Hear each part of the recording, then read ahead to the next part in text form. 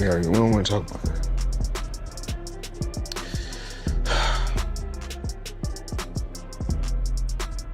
We're gonna get through this.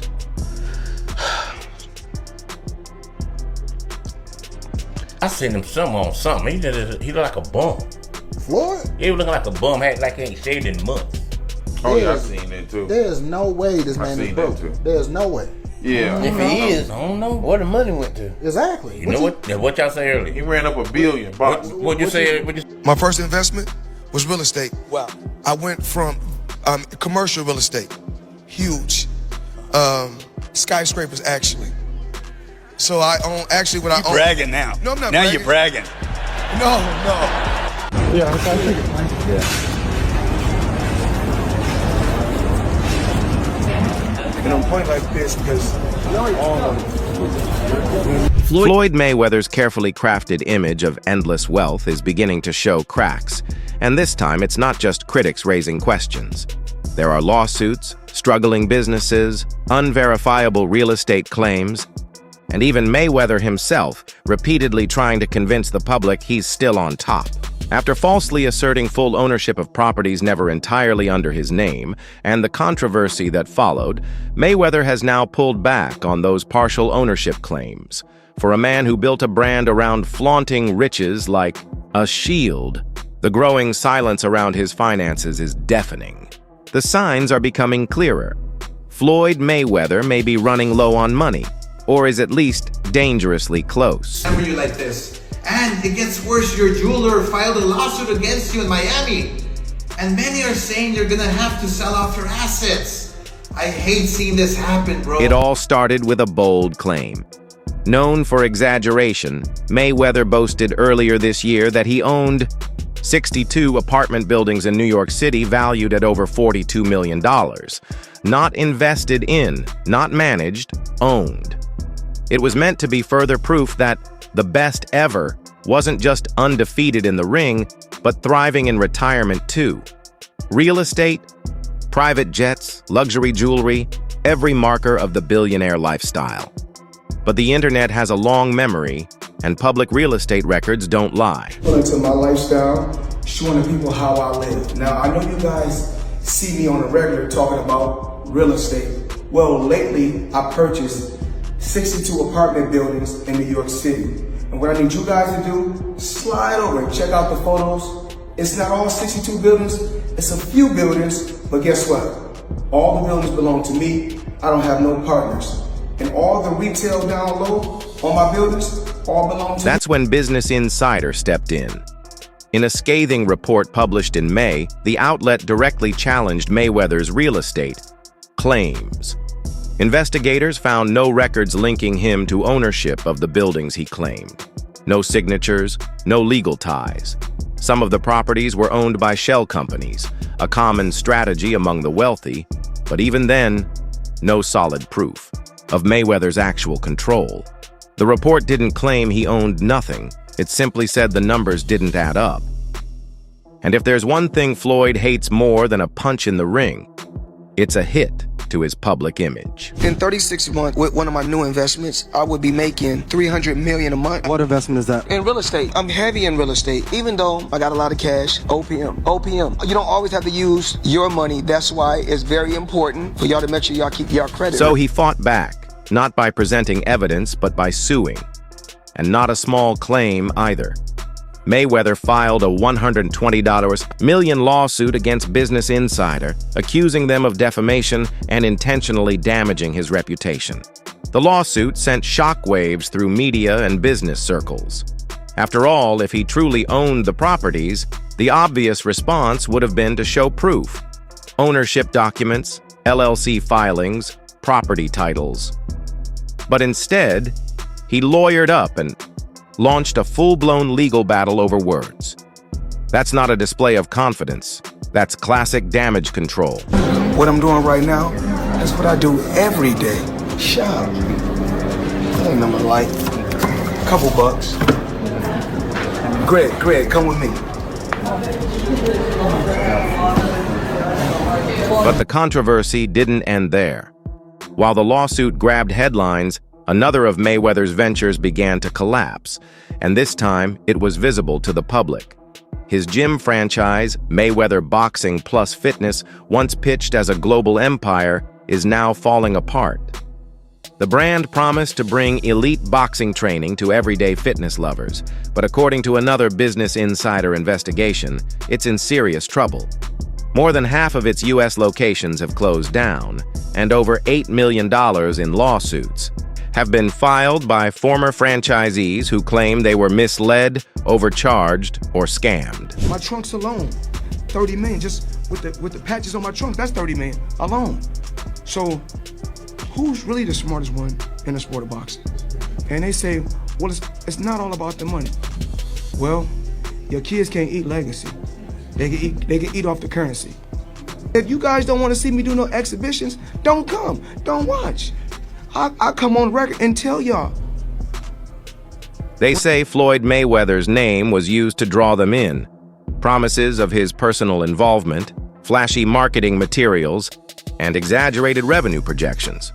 In reality, his role allegedly amounted to little more than brief appearances in promotional videos, if that. Many franchise owners were left bankrupt, their dreams shattered. The gyms weren't just underperforming, they were collapsing. And Floyd? He wasn't responding to questions. Instead, he retreated behind his legal team once again. For a man who built an entire brand around never taking hits, he's been taking some brutal blows lately. Floyd Mayweather Jr., there's a story circulating that Business Insider did talking about this $400 million property deal that he had been discussing here in New York City. But now, according to Business Insider, it's not what you think it is. They said there's no evidence there's been a sale of these properties, and it's 62 rental apartment buildings in Upper Manhattan. Here is what Floyd Mayweather... Stephen A. Smith's comments were soft-spoken, almost casual, but devastating. It sounds like Floyd might be broke. He's doing too much to keep reminding us he's rich. That line hit harder than a punch from Pacquiao. It wasn't coming from a troll, a bitter ex-sparring partner, or a gossip blogger. It came from a seasoned commentator who has watched stars rise and fall. Remarks like that aren't made without smoke behind the scenes. One of the best investments that I did was New York real estate. So it started off with 7 figures, and I was getting a certain amount of money every month. When I first gave them $5 million, I was getting $50,000 a month. So I said, yo, the money kept coming on the 18th every month. 50,000 would come in. I still was competing, I still was fighting, I still was active, and I still was making crazy money. Even Floyd's attempts to defend himself have felt oddly tone-deaf. In one Instagram post, standing beside one of his private jets, he said, "If this is what being broke looks like, I want to stay broke."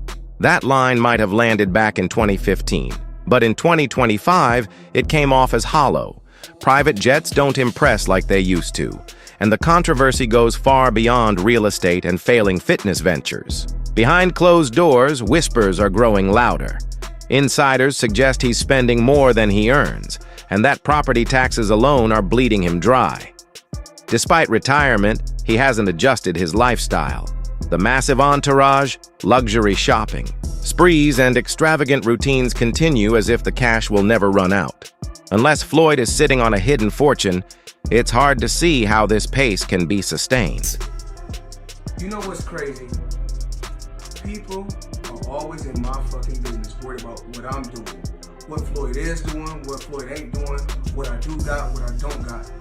Just know. Then there's the matter of his jewelry, the so-called billion-dollar watch collection, supposedly worth more than most athletes make in their careers. But experts say that customized watches rarely retain their value unless they're rare, museum-grade pieces. Most depreciate the moment they're purchased. So unless Floyd is quietly selling them off, they're liabilities, not assets. The same goes for his cars, mansions, and jets. What's even more telling is what Floyd isn't doing. He's not publicly investing in new ventures, launching fresh brands, or partnering with tech companies. Instead of expanding, he's gone quiet. And for someone who thrives on the spotlight, playing it safe is a red flag. Things may not be how they seem. So a couple weeks back, I talked about it here on the show. Floyd Mayweather said he dropped $402 million on 62 Manhattan rental buildings. But Business Insider went and did the research. They did their Googles, and they said they couldn't find any receipts that this is true. There were no deed transfers, no public records, nothing. They made some phone calls to owners, and they could not find any information regarding this. At this point, it's no longer just about whether Floyd Mayweather is broke right now. It's about where things are heading. He's battling aging, lawsuits, negative press, and failing business ventures all at once. He's pouring energy into lawsuits instead of innovation, showing off old assets rather than building new ones. Worst of all, he's lost his most powerful ally, silence. Once people start questioning a king's crown, even his most extravagant, lies begin to sound cheap. Maybe he still has jets, maybe he still owns buildings, maybe his bank account can still impress a CEO. But the real question isn't what he has, it's how long it will last. And if this is how Mayweather handles pressure today, it's not hard to picture a future where the money doesn't vanish, in flames, but fades away slowly and quietly. 62 apartment buildings in New York City. So embarrassing. Floyd, you're 50 years old. You're a legend in the sport. I've stood up for you in countless interviews, including Shannon Sharp's podcast last week. But you have to stop embarrassing yourself with these exhibitions. I know life is hard. I know life is expensive. But come on, dude, put your... Behind the flashy Instagram reels and luxurious vacation snapshots, a growing number of voices are suggesting that Floyd Mayweather's empire might be beginning to crack. And some of the loudest come from within the very sport that built him. What began as quiet murmurs of concern has now turned into open accusations from individuals who have fought beside him, worked alongside him, or found themselves on the business end of his legendary marketing machine. And the most piercing critiques? They're not from anonymous critics. They're from peers like Amir Khan, industry leaders like Eddie Hearn, and even young rising stars who once idolized his hustle. Each in their own way seems to be saying the same thing. Floyd Mayweather may no longer be as wealthy or financially stable as he wants the world to believe. Not just 400 million, so it's a lot more, but that's just one of the portfolios I happen to purchase in 2024. Wow, and that's how it's blossoming. Well, you know, the number is growing each and every day.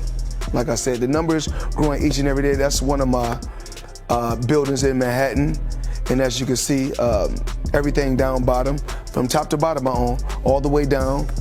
And I'm truly, truly blessed. When Amir Khan publicly claimed that Floyd Mayweather was facing bankruptcy, the boxing world was taken aback. Khan framed it as karma, the inevitable result of years spent flaunting his wealth, disrespecting fellow fighters, and making controversial political alignments. What made Khan's remarks especially potent was the certainty with which he delivered them. He didn't speak in vague possibilities. He declared, "It's sad to see Floyd like this. He's going through bankruptcy." No speculation, no rumors. Just a direct statement. And while he didn't present documents, he delivered something potentially more damaging. Conviction. He sounded like he believed it. And that alone carries weight in shaping public perception. You know, I didn't have to have 70 fights, or 150 fights, 300 fights. Did I not beat the most world champions? Yes, you did. Okay. And in the least amount of fights? Yes, you did. Who got the highest gate? Floyd Mayweather. Who made the most money? You did. Who was the most accurate fighter of all time? You were. So it's basically saying that... The greatest of all time. Okay. All right. Khan also connected his claims to Mayweather's recent political moves, specifically his unexpected public support for Israel. According to Khan, that support wasn't ideological, but transactional. He's getting paid to support Israel. They 100% offered him money, Khan alleged. That's a serious accusation, one that implies Mayweather's political endorsements are being bought. Whether it's true or not, the implication is damaging. If Floyd is cashing checks just to stand beside a flag, it's not about belief in a cause, It's about financial need. And if there's even a grain of truth to that, it undermines the image Floyd has long cultivated of a man beyond financial desperation. It's crazy that everybody keep asking me, why you not coming back to fight? Why you not coming back to fight? So I look at the fight game, I said, okay.